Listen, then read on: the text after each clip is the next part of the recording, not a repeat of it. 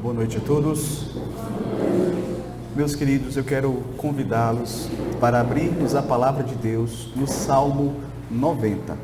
Salmo de número 90.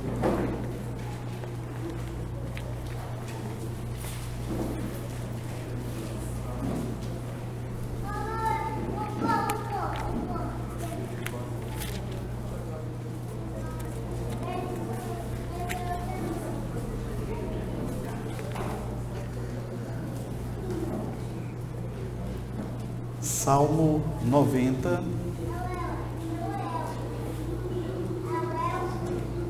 Eu vou ler todo o Salmo, peço que você esteja acompanhando em sua Bíblia. Salmo 90, que nos diz assim. Vamos aguardar que todos encontrem. Salmo 90. Diz assim a palavra do Senhor. Oração de Moisés, homem de Deus. Senhor, Tu tens sido o nosso refúgio de geração em geração. Antes que os montes nascessem e se formassem a terra e o mundo, de eternidade a eternidade, Tu és Deus. Tu reduzes o homem ao pó e dizes, tornai filhos dos homens. Pois 1000 anos aos teus olhos são como o dia de ontem que se foi, e como a vigília da noite. Tu os arrastas na torrente, são como um sono, como a relva que floresce de madrugada viceja e floresce, à tarde murcha e seca. Pois somos consumidos pela tua ira, e pelo teu furor conturbados. Diante de ti puseste as nossas iniquidades e sob a luz do teu rosto os nossos pecados ocultos. Pois todos os nossos dias se passam na tua ira, acabam-se os nossos anos como um breve pensamento. Os dias da nossa vida sobem a 70 anos, ou em havendo vigor a 80. Neste caso, o melhor deles é canseira e enfado, porque tudo passa rapidamente e nós voamos. Quem conhece o poder da tua ira e a tua cólera segundo o temor que te é devido? Ensina-nos a contar os nossos dias para que alcancemos coração sábio. Volta-te, Senhor, até quando? Tem compaixão dos teus servos. Sacia-nos de manhã com a tua benignidade, para que cantemos de júbilo e nos alegremos todos os nossos dias. Alegra-nos por tantos dias quantos nos tens afligido, por tantos anos quantos suportamos a adversidade. Aos teus servos apareçam as tuas obras e a seus filhos a tua glória. Seja sobre nós a graça do Senhor nosso Deus. Confirma sobre nós as obras das nossas mãos. Sim, confirma a obra das nossas mãos. Até aqui, queridos, a leitura da palavra de Deus. Nós vamos orar ao Senhor nesse momento. Senhor Deus, graças nós te rendemos, ó Pai, pelo grande privilégio de podermos estar aqui reunidos nesta noite para juntos cultuarmos ao Senhor. Que o Senhor nos abençoe, que o Senhor nos guie, que o Senhor nos conduza, Senhor, neste momento de aprendizado da Tua Palavra, que o Senhor mesmo possa nos ensinar a Tua verdade, os Teus caminhos, os Teus estatutos. Que o Teu Espírito possa nos auxiliar, Senhor, neste momento, nos capacitando, nos dando a graça, a iluminação necessária para que possamos compreender a Tua verdade. Ser conosco, Senhor, nesta hora. Ó Pai, que possamos nos concentrar na Tua Palavra, que possamos guardá-la em nosso coração, para não pecarmos contra Ti, para vivermos de acordo com a Tua vontade. Assim, Senhor, eu te peço e eu te rogo, em nome de Jesus. Amém. Amém. Meus queridos, nós podemos observar em algumas pesquisas que foram feitas ao redor do mundo, que em todo o mundo ocorrem cerca de 400 mil homicídios. Essa é uma contagem feita por órgãos especializados que constataram que em todo o mundo, por ano, acontecem cerca de 400 mil homicídios. Quase 500 mil de pessoas são assassinadas todos os anos. Mas o que poucas pessoas sabem é que praticamente o dobro disso, cerca de 800 mil pessoas, tiram a própria vida todos os anos ao redor do mundo. E aí você vai perceber que em alguns países,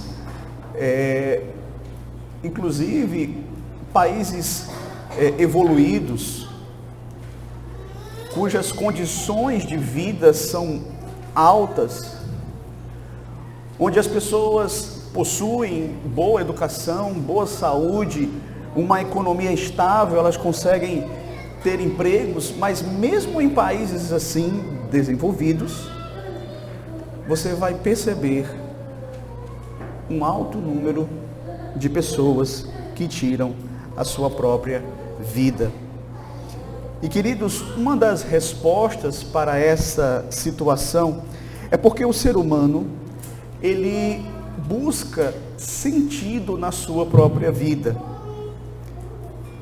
O viver esta vida sem sentido é algo que nos perturba, é algo que nos incomoda, é algo que de fato nos deixa saturados desta própria vida.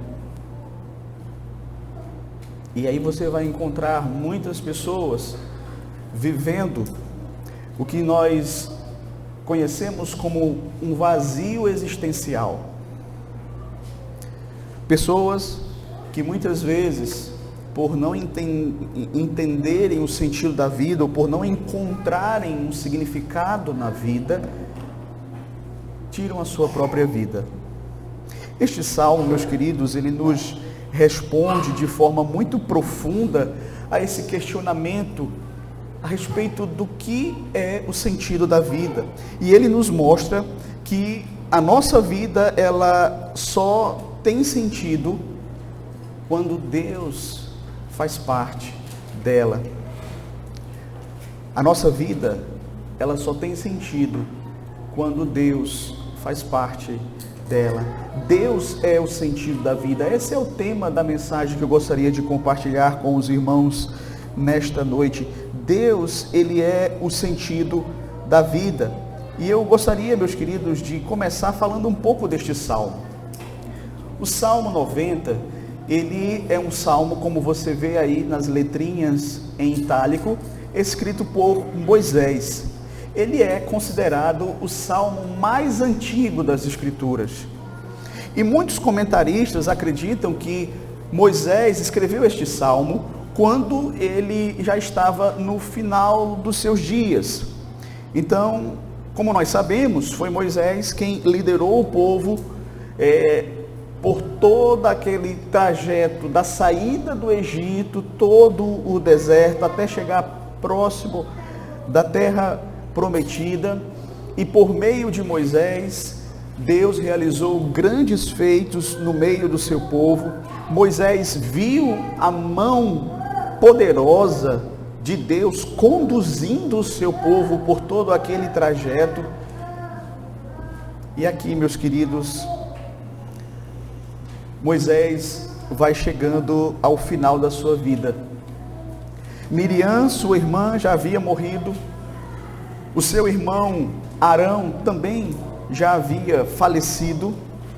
E Moisés sabe, porque Deus já havia antecipado para ele, que ele não entraria na terra prometida. E aí, meus queridos, nós vamos ver esta oração, que é a oração que Moisés faz, para que o povo de Deus seja de fato abençoado por Deus. Ele intercede pelo povo de Deus, E você vai perceber que esta oração, ela depois se torna um hino em Israel.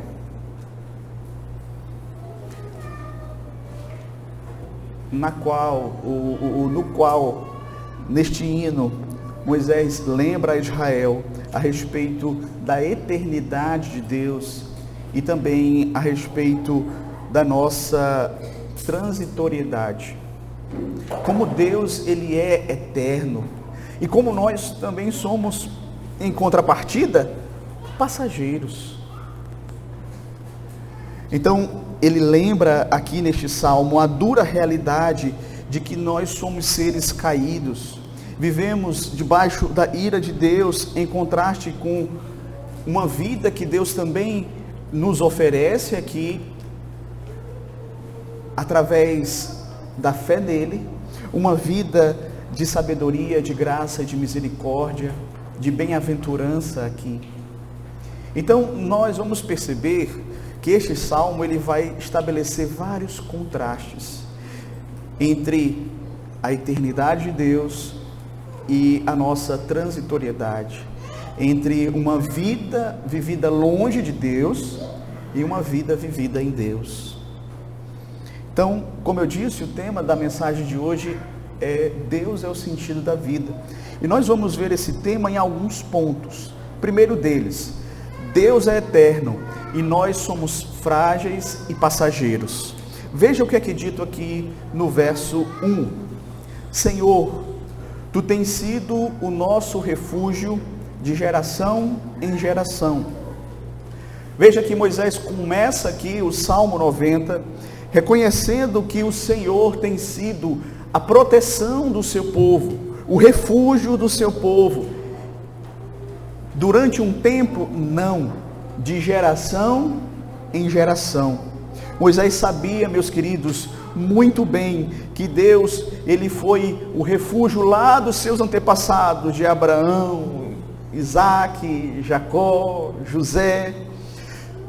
Ele sabe que Deus também foi o seu refúgio na sua caminhada, o refúgio do seu povo durante aquela peregrinação. E mais, ele também sabe que Deus vai ser o refúgio dos seus filhos, dos seus netos, de geração em geração. Moisés, ele aqui usa essa palavra muito interessante, refúgio, que traz, no original, ela traz o sentido de habitação, morada, local onde nós encontramos abrigo, segurança, estabilidade. Então, queridos, é em Deus onde nós encontramos tudo isso. Habitação, onde nós encontramos segurança, estabilidade, abrigo, refúgio. Não há outro lugar onde nós podemos desfrutar destas bênçãos. E veja, nós somos aqui descritos como pessoas que foram criadas para habitar em Deus.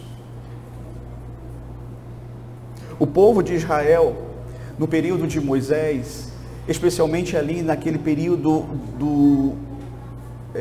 da peregrinação no deserto, ele foi passando por vários lugares. Ou seja, aquela peregrinação fez com que eles tivessem várias moradas. Eles armavam um acampamento em diversos lugares e iam se deslocando conforme Deus os orientava. Eles não tinham morada fixa.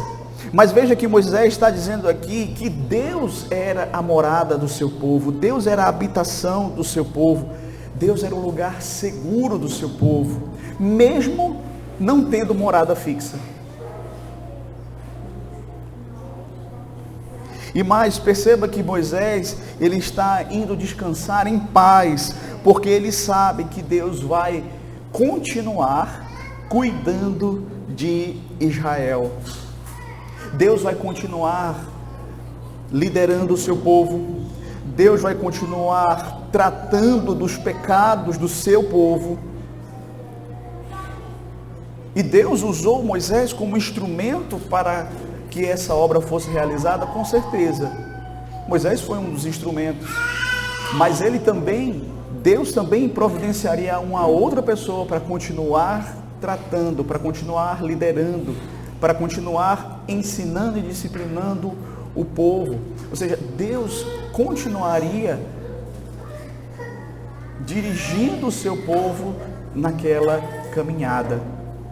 Deus continuaria cuidando do seu povo. Essa é uma certeza que Moisés tinha. Deus não vai desamparar. Moisés foi um grande líder de Israel, um dos maiores do Antigo Testamento, e ele está indo, mas ele sabe que o mais importante não é ele, mas é Deus quem vai cuidar do seu povo, quem capacita os seus servos, quem constitui líderes, quem abençoa o seu povo é o Senhor. Líderes vão e vêm, mas é Deus quem de fato cuida do seu povo de geração em geração. Queridos, muitas vezes nós como pais, nós nos preocupamos com os nossos filhos, não é? Como é que vai ser quando eu não estiver mais aqui nesta vida? Os irmãos sabem, eu passei por um período, há uns meses atrás, muito crítico, e minha preocupação não era nem com a minha própria morte em si, mas eu me preocupava com os meus filhos pequenos, minha esposa sozinha para cuidar deles. Mas eu me lembrava desse texto: o Senhor é o nosso refúgio de geração em geração. Deus cuida dos nossos filhos melhor do que nós.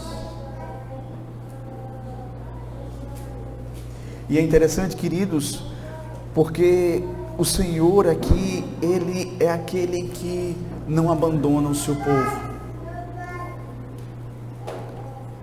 Moisés prossegue e faz considerações a respeito da eternidade de Deus no verso 2, veja só: antes que os montes nascessem e se formassem, a terra e o mundo, de eternidade a eternidade, tu és Deus. Ou seja, antes que os montes se formassem, antes que a terra e o mundo viessem a existir, Deus já era.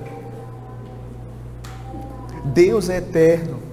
Em outras palavras, Ele não está sujeito ao tempo. Na verdade, Deus é o criador do tempo. Foi Deus quem estabeleceu os tempos e as épocas, foi Ele quem criou o espaço. E por isso Moisés também vai dizer aqui no verso 4: pois 1000 anos aos teus olhos são como o dia de ontem, que se foi, e como a vigília da noite. Ou seja, uma vez que foi Deus quem criou o tempo, Deus, meus queridos, Ele não está sujeito ao tempo, certo? Deus, Ele criou o tempo, não está sujeito ao tempo, Ele é capaz de olhar para o tempo de fora. Então, para Ele, começo, meio e fim são a mesma coisa. Se eu perguntar para você o que foi que você comeu no almoço de terça-feira passada, você talvez não saiba, não se lembre. Mas, meus queridos, Deus, Ele sabe melhor do que nós aquilo que aconteceu há 1000 anos atrás, do que a nossa memória referente ao que aconteceu nesta semana. 1000 anos para Ele é como um dia, porque Ele está fora do tempo, Ele está olhando a existência de fora. Talvez, meus queridos, nós nunca tenhamos parado para pensar nisso, mas essa é uma realidade. É esse Deus eterno que cuida do seu povo, que cuida de mim, que cuida de você. Isso deveria sim trazer ao meu coração, ao seu coração, conforto. É o Deus que cuida da nossa descendência. Porque Ele é eterno, veja, Ele cuida de nós, Ele não se atrasa, Ele não esquece, Ele nunca fica sem saber o que está acontecendo, porque o seu conhecimento é um conhecimento profundo. E quando nós pensamos na imensidão do nosso Deus, na grandeza do nosso Deus, isso deveria nos fazer considerar o quão pequeno nós somos, o quão frágeis nós somos, o quão efêmeros nós somos.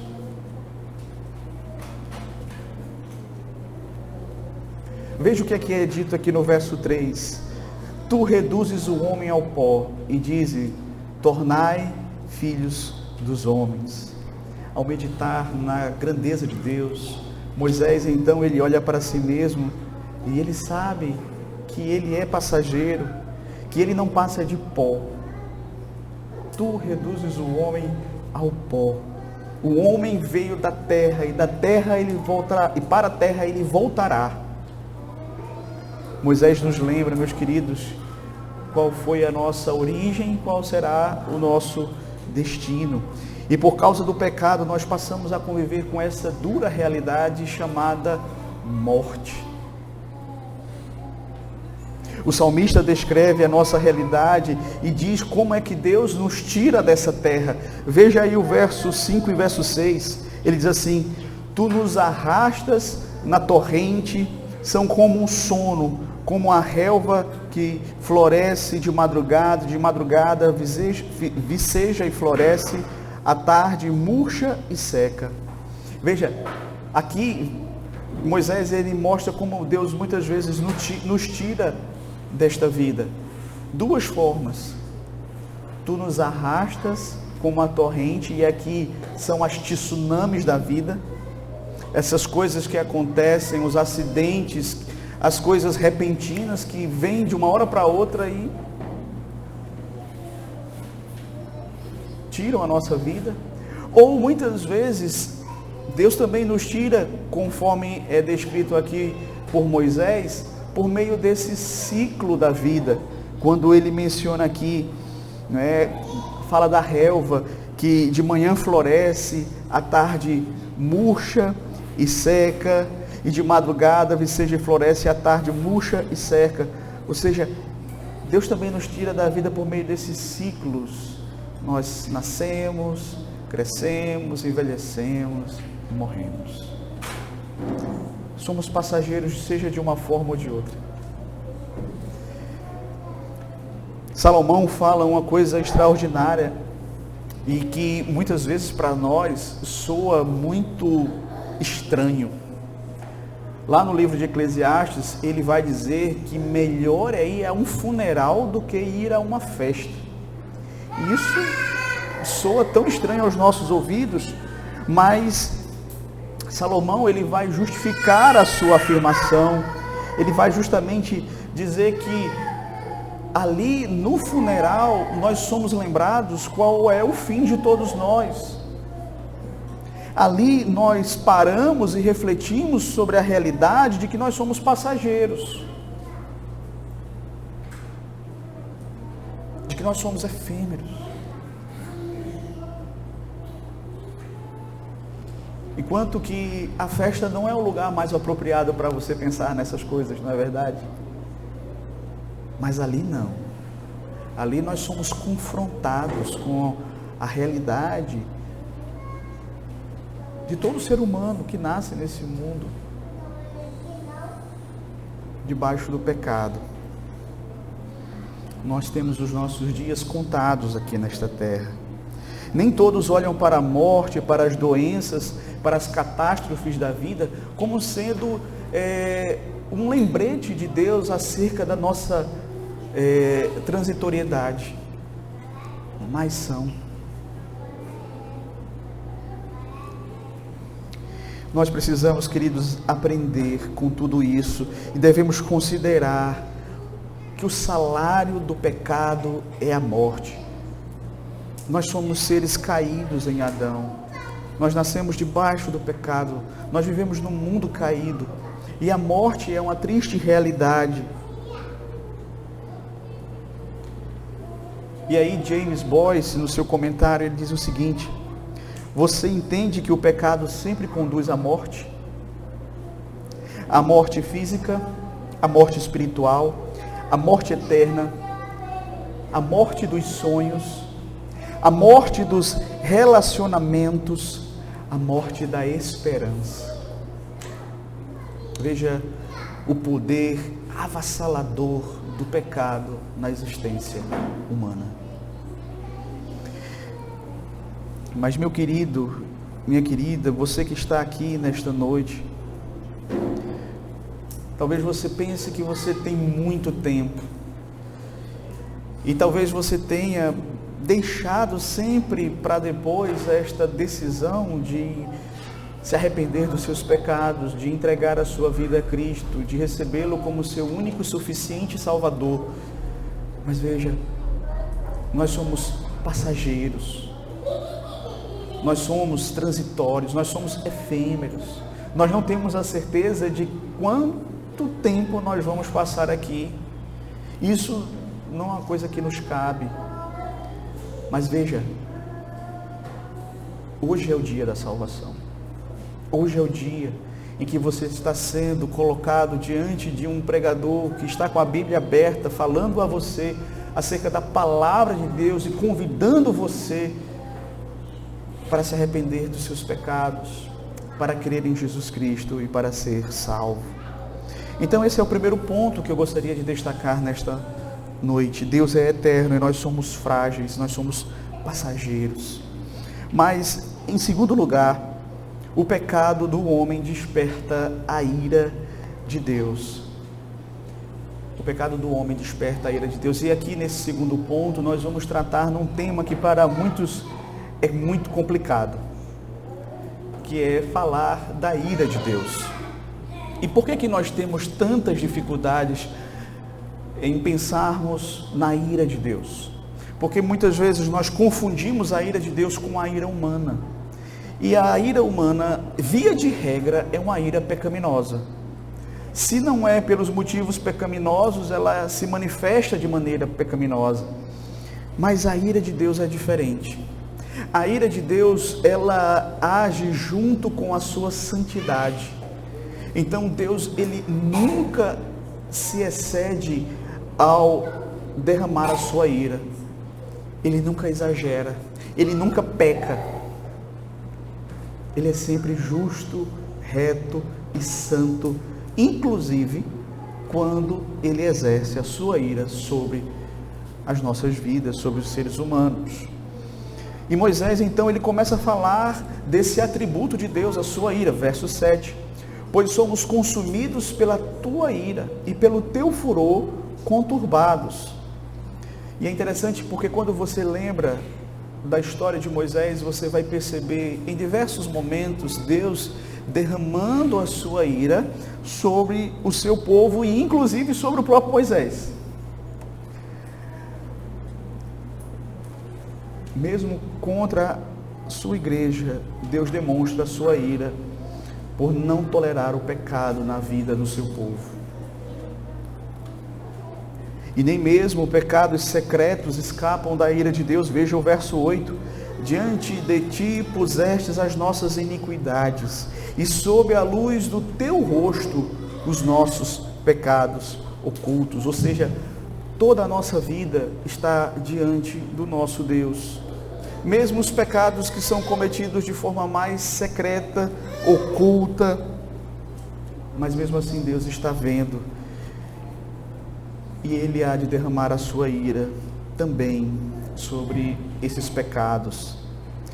Por causa da desobediência do homem, Deus impôs à humanidade o infortúnio da dor, do sofrimento, das doenças. Inclusive, a nossa própria corrupção. do corpo.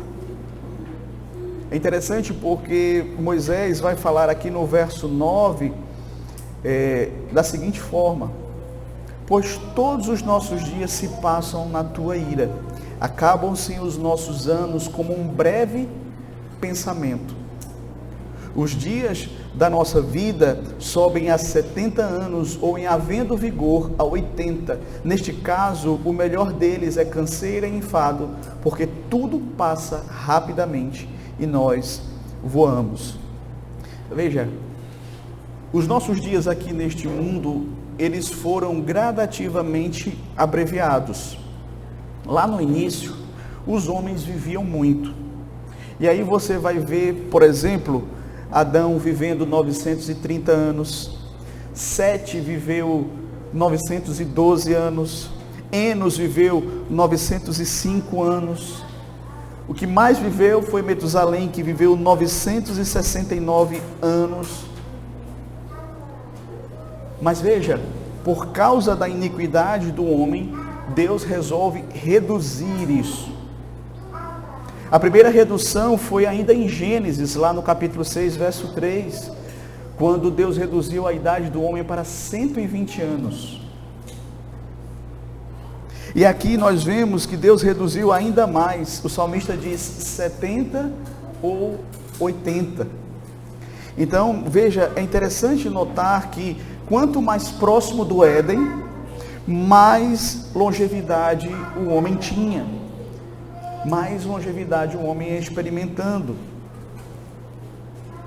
Entretanto, a qualidade de vida já não é a mesma. É raro você encontrar hoje pessoas que passam dos 100 anos. Não é o normal. Então precisamos, meus queridos, encarar essa realidade. Os nossos dias aqui nesta vida são breves. Eles passam rapidamente. E como diz Moisés, nós voamos. Quando se é jovem, a gente fica assim pensando, não, mas daqui que chegue os 70 anos, os 80 anos, na sua mente parece uma eternidade, né? Que nunca vai chegar.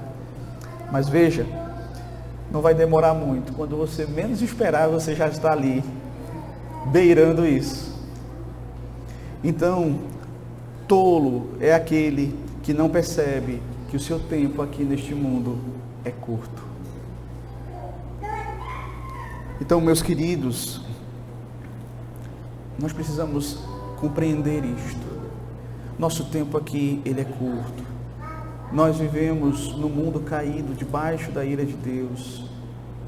E nós precisamos imediatamente nos arrepender dos nossos pecados. Não é à toa que a Bíblia diz que o homem, ao nascer neste mundo, ele é filho da ira de Deus. E somente quando nós realmente nascemos de novo, somos novas criaturas, quando nós recebemos a Cristo como o único suficiente Salvador das nossas vidas, é que, de fato, meus queridos, nós saímos desta condenação que repousa sobre todo homem, toda mulher que nasce neste mundo, sobre esse veredito de morte eterna que está sobre os seres humanos. Mas para isso nós precisamos nos arrepender, nós precisamos crer. Em terceiro lugar, apesar das limitações desta vida, ela pode ser uma bênção se ela for desfrutada em Deus. Apesar das limitações da vida que nós temos aqui, neste mundo caído, somos limitados, estamos debaixo da ira de Deus, mas essa vida ela pode ser uma bênção se ela for desfrutada em Deus, com Deus e para Deus. Veja que o salmista ele faz aqui um questionamento muito interessante no verso 11. Quem pode conhecer o poder da tua ira e a tua cólera segundo o temor que te é devido? Ou seja, o que é que o salmista está perguntando aqui? Ele está perguntando, quem é capaz de entender a ira de Deus? Quem é capaz de entender que a vida é do jeito que é por causa do pecado? como resultado do pecado em nossas vidas. Quem considera que a ira de Deus vem sobre nós por causa do nosso pecado, e é por causa desse pecado que nos vem também os infortúnios desta vida. Veja, as pessoas do mundo, elas não são capazes de associar esses dois elementos, o pecado e a manifestação da ira divina. Aí você vai encontrar o poeta lá da minha terra dizendo, Senhor, dizendo, porque ao ver a seca, por que tamanha judiação? Por que as coisas são assim? Por que tanta morte? Porque o homem, ele não é capaz de entender que o estado de pecado no qual nos encontramos, ele vai resultar nas manifestações da ira de Deus. Mas que esse Deus, ele providenciou em Cristo Jesus um caminho de salvação. Veja, aqueles a quem Deus concede a graça de compreender esta realidade, de compreender o que de fato está acontecendo aqui neste mundo, aquele homem, aquela mulher que temem a Deus, que compreendem que de fato, meus queridos, não há outro caminho para o homem senão se arrepender dos seus pecados, eles vão refletir sobre a sua própria vida. Eles vão refletir sobre o quão curto é os seus dias aqui na terra e qual é a melhor maneira de viver esses dias. E é por isso que ele vai dizer no verso 12, veja aí o que ele pede a Deus: ensina-nos a contar os nossos dias para que alcancemos coração sábio. O que significa ensina-nos a contar os nossos dias? Será que é só uma mera matemática, cálculo de quantos anos eu tenho? Não, o que o salmista está nos ensinando aqui vai muito além. Significa avaliar a vida à luz da brevidade do tempo, para que possamos viver de maneira sábia o tempo que nós dispomos aqui nesta vida. Por isso que ele pede, Senhor, me ajude a contar os meus dias, me ajude a compreender que a minha vida aqui é passageira, os anos que eu já vivi, e como eu tenho vivido, e como eu devo vivê-los daqui para frente. Como eu devo me portar diante desta vida. Precisamos saber, queridos, aproveitar o curto tempo que nós temos de vida aqui, vivendo de forma sábia, vivendo de forma temente a Deus, porque o temor do Senhor é o princípio da sabedoria. Então, dias são desperdiçados porque nós não contamos esses dias como pérolas preciosas que podem ser trocadas por sabedoria do alto. Como é que você está investindo os seus dias? O seu tempo? Isso é algo que nós precisamos parar e refletir. Por isso que a palavra de Deus nos ensina lá em Eclesiastes capítulo 12, verso 1. Lembra-te do teu Criador nos dias da tua mocidade, antes que venham os dias maus. Veja que a lógica da palavra de Deus, ela é totalmente diferente da lógica do mundo. Você vai encontrar pessoas no mundo dizendo assim, não, eu vou viver a minha juventude aqui, quando chegar mais velho e tudo, aí eu vou levar Deus a sério, essa coisa toda de religião, igreja, essas coisas assim. A lógica da palavra de Deus diz, não, se você for sábio, faça exatamente isso. Lembre-se do seu Criador nos dias da sua juventude, antes que venham os dias maus. Em seguida, Moisés suplica a Deus para que ele se volte, não com juízo, mas com compaixão e com misericórdia. Verso 13. Volta-te, Senhor, até quando? Tem compaixão dos teus servos. E você vai encontrar diversas vezes na palavra de Deus, os servos de Deus fazendo esse pedido ao Senhor: Senhor, não me trates conforme eu mereço.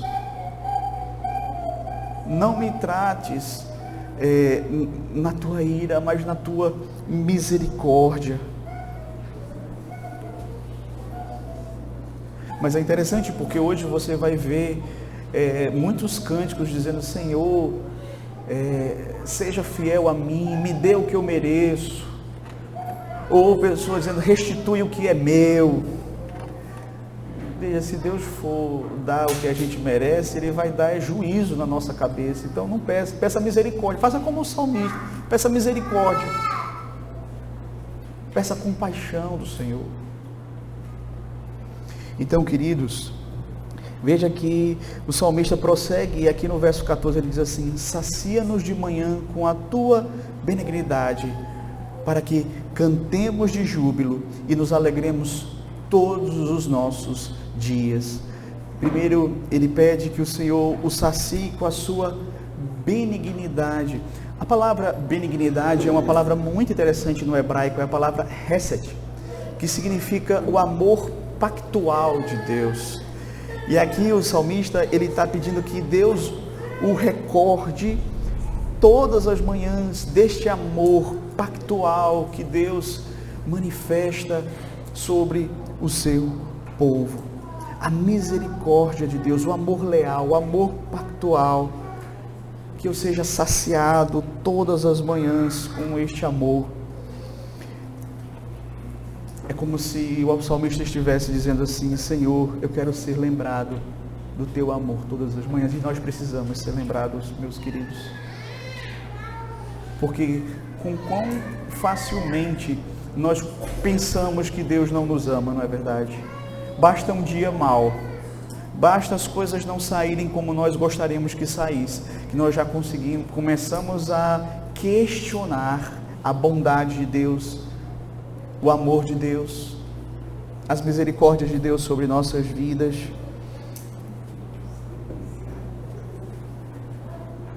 E aí, veja que no verso 15 ele diz assim: alegra-nos por tantos dias quantos nos tens afligido, por tantos anos quanto suportamos a adversidade. Veja, interessante o que ele está pedindo aqui.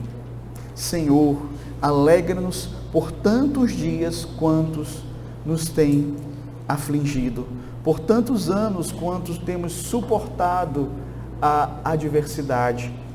E veja, meus queridos, Moisés, ele foi um homem que ele sofreu muito durante a sua vida. E aqui ele faz esse pedido bem interessante: Senhor, foram muitos os dias maus, me dá bons dias, Senhor, na mesma quantidade que foram os dias maus. Como uma espécie de equiparação, né?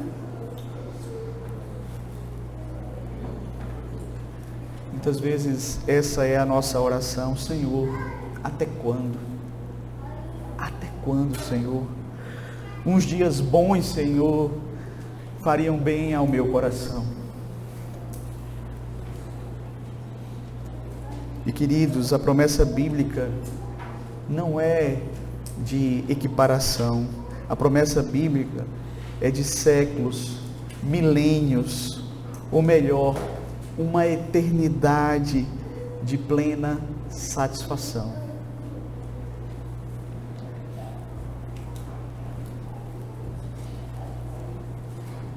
A promessa de Deus não é de décadas, de séculos, de milênios, mas de uma eternidade de plena satisfação, em compensação com os poucos anos de sofrimento aqui neste mundo.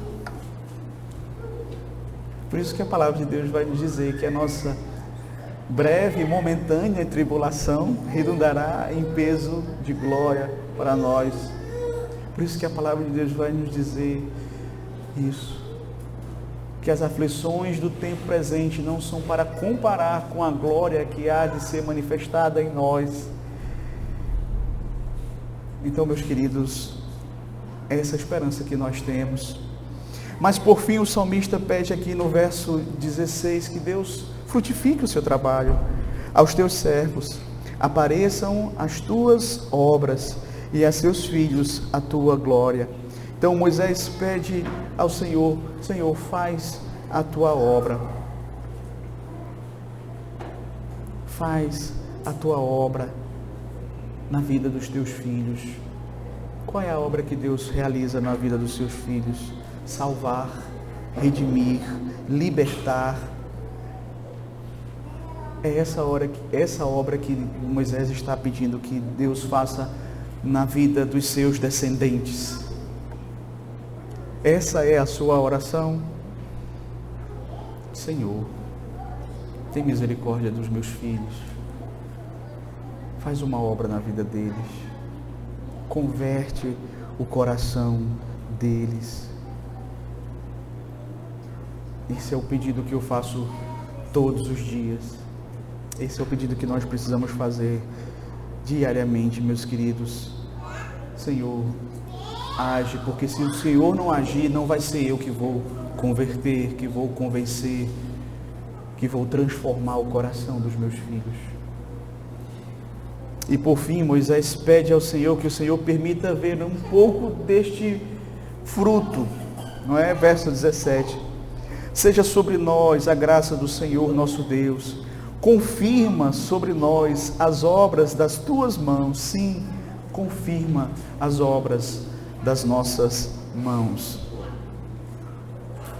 O pedido de Moisés aqui é: Senhor, permita que eu veja um pouco das obras das minhas mãos. Permita ver um pouco do resultado delas. Veja, na sua bondade, Deus já nos permite ver um pouco dos frutos agora. Assim como foi na vida de Moisés. Ele viu um pouco desta obra, mas um dia nós todos veremos os frutos completamente. Moisés aqui pede: confirma, Senhor, as obras das nossas mãos. Ou seja, ele está dizendo: Senhor, faz a tua obra, porque eu sei que eu não vou ver o final da história. Eu sei que eu não vou entrar na terra prometida, aquela terra ali da Palestina. E é de partir o coração que Moisés não entre na terra prometida. Mas, meus queridos, é assim. Todos nós morremos no meio de muitos planos, de muitos projetos, de muitos trabalhos. Moisés morre aqui sem adentrar a terra prometida, e assim é também conosco. Nós morremos no meio de coisas inacabadas, mas ele tem a certeza que o Senhor levará adiante a sua obra. E queridos, eu gostaria então de trazer algumas aplicações desse texto para as nossas vidas. Nós fomos criados para habitar em Deus. O grande problema é que nós queremos encontrar o sentido da vida nas coisas transitórias desta existência. E aí nada que nós experimentamos aqui realmente é capaz de preencher o vazio da nossa alma. E surge então aquela dúvida no coração daqueles que não conhecem a Deus: será que nós, seres humanos, somos seres defeituosos? Eles pensam, não é? Porque quando nós olhamos para as outras criaturas, todas as suas necessidades são devidamente supridas: sede, fome, apetite sexual, As outras criaturas, elas vivem tranquilamente, enquanto que nós, seres humanos, parecemos defeituosos, porque você dá comida, você dá bebida, casa, dinheiro, e muitas vezes o ser humano ainda assim continua com um vazio na sua alma, continua insatisfeito. Nada satisfaz. E por que que nada satisfaz? Porque não fomos feitos para este mundo. Não somos como os animais. Nós somos compostos de corpo e alma. E há um desejo em nós, um desejo pelo infinito, um desejo pelo eterno,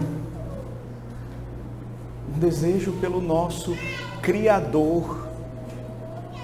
Não é à toa que Agostinho disse: fizeste-nos para ti, e não encontraremos descanso enquanto não descansarmos em ti.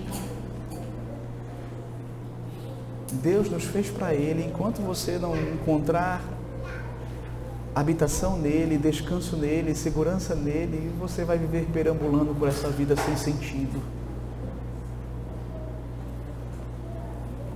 Em segundo lugar, que os pedidos do salmista aqui também sejam os nossos pedidos, que possamos pedir ao Senhor: Senhor, ensina-nos a contar os nossos dias para que possamos alcançar coração sábio. Porque, meus queridos, precisamos de fato compreender que nós temos um tempo limitado aqui e que os dias que nós recebemos da parte do Senhor são verdadeiras pérolas que nós devemos investir da melhor forma possível, de forma sábia, de forma que de fato glorifique a Deus, que possamos pedir igual Moisés pediu aqui: Senhor, trata-nos segundo a tua compaixão, não segundo a tua justiça, pois se Deus nos der aquilo que nós merecemos, nós estaremos perdidos. Que possamos rogar a Deus: faz, Senhor, a tua obra em nós, a tua obra em nossos filhos, e se possível, deixa eu ver um pouquinho dos frutos. Terceira e última aplicação.